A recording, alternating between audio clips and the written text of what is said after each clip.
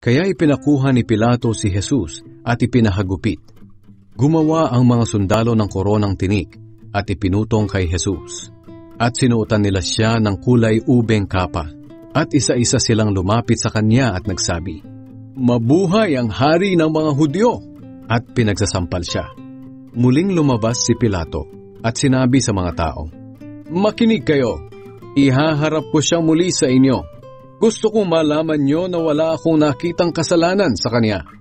Nang lumabas si Jesus suot ang koronang tinik at ang kulay ubeng kapa, sinabi ni Pilato, "Tingnan niyo siya."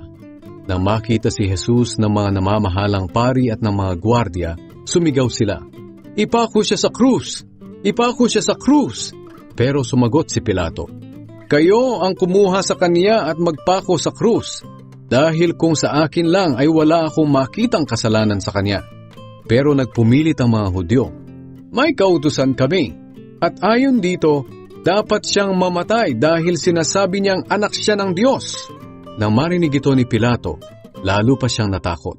Kaya muli niyang dinala si Jesus sa loob ng palasyo at tinanong, "Taga saan ka ba?" Pero hindi sumagot si Jesus. Kaya sinabi ni Pilato, "Bakit ayaw mo akong sagutin?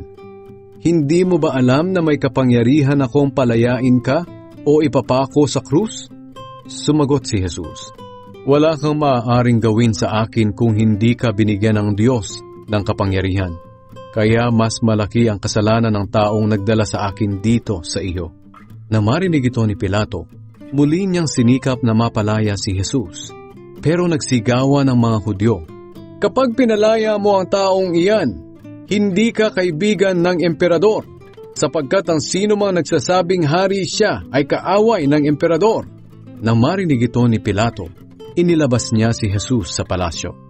Pagkatapos, umupo siya sa upuan ng tagahatol, sa lugar na kung tawagin ay batong plataporma, na sa wikang Hebreo ay Gabata. Bandang tanghali na noon ang bisperas ng pista ng paglampas ng anghel. Sinabi ni Pilato sa mga Hudyo, "Narito ang hari niyo." Pero nagsigawan ang mga Hudyo, "Patayin siya! Patayin siya! Ipako siya sa krus!" Sinabi ni Pilato sa kanila, "Ipapako ko ba sa krus ang hari niyo?" Sumagot ang mga namamahalang pari, "Wala kaming ibang hari kundi ang emperador."